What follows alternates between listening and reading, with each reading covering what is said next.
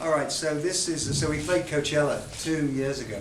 It was just happening. It just happened this last weekend. So I think we did it 2 years ago, and it was a really big deal. My kids have been going for years, and they keep saying, "Dad, you've got to come to Coachella. They have the coolest bands." And I thought, how do I get Duran Duran on there? But we did get on there, and it was a big deal.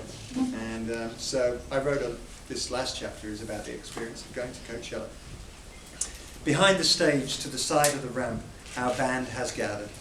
We stepped off the pair of golf carts that have brought us the half-mile from the dressing room in battery-powered silence. The air is warm and electric blue. We acknowledge each other without words, using nods and smiles, backslaps and other gestures of encouragement.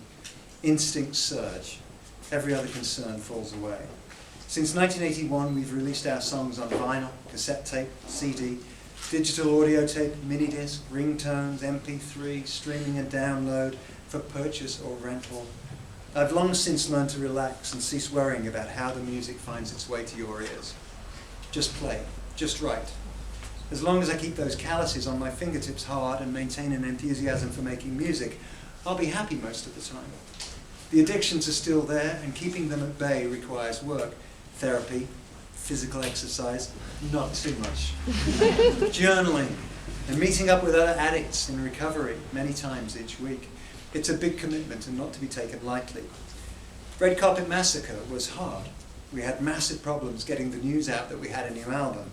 No radio play, no MTV, and no interest in writing about the band at Rolling Stone or The Enemy. But by the time we released our most recent album, All You Need Is Now, things were different. The industry had learned to love iTunes. In December 2010, we released the album as an exclusive digital download. The album went to #1 on almost every iTunes chart around the world. It was one of the most thrilling moments I've had in 30 years of being in the music business. I could feel excitement around the band begin to build again. I joined Facebook and Twitter. Social networking put our fans back in touch with us and put them back in touch with each other. By the time we began the All You Need Is Now tour, which tonight's performance at Coachella is a part of, excitement levels had reached fever pitch. We've come a long way together to get to this holy place, Coachella, and a lot has changed in the last 30 years. Cell phones, computers, SUVs, nose hair trimmers, supplements, Propecia, paperless itineraries, in-room humidifiers, steam rooms, saunas and gyms, pre-show massage, Twitter, Spotify and Amazon, touring with 3,000 songs in my pocket. I think it's 30,000 now actually. And 30 books on an iPad, therapy by Skype, great coffee everywhere. Another difference is out there where there are just as many men as women in the audience tonight.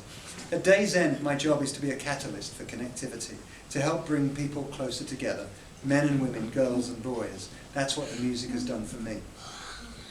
I know. You've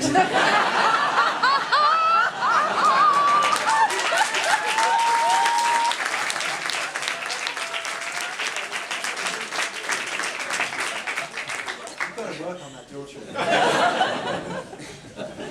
What hasn't changed are the notes that run up and down the neck of the bass, and the feeling that hits you when one note rubs against another in a way that sets the hair up on the back of your neck, and the sound of the crowd, and the feeling of adrenaline that charges through my body when I hear it, holding that 4-string machine gun on stage, less than 6 feet away from you. Simon is running through his vocal warm-ups, which we so often rib him about. Nick has a plastic cup in his left hand and he's taking sips from it, now reaching his right hand upward to flash a snapshot on his camera. We all fiddle with our in-ear monitors, trying the volume, listening for interference. A photographer from Spin magazine wants to, we don't have the photograph. Wants to take a picture. We assemble reluctantly, everyone just wanting to get on with the show. It's an outdoor festival, so tour manager Craig will not get to give his usual cue to take the house lights down. Tonight that is one of God's jobs. And what a job he's doing of it. A glittering bauble of sunlight fights to stay above the horizon. A full moon appears, a late-coming VIP that takes a seat above the lighting gantry at 11 o'clock high. Nature presents for us a better light show than any human could ever have created. A perfect breeze causes my Buddha scarf to flutter. All the signs are good. We walk together up the ramp. The stage is set. The electronics are primed, the audience ready. Nick walks on first in a black net snood borrowed from Lady Gaga. He walks across the stage and onto his riser, puts down his camera and touches the Andromeda synthesizer, from which issues forth a sample of the exact sound he used to begin our first single, Planet Earth, written and recorded over 30 years ago. My heart is pounding. There is no better time than this, when I am about to take the stage and the future belongs to me.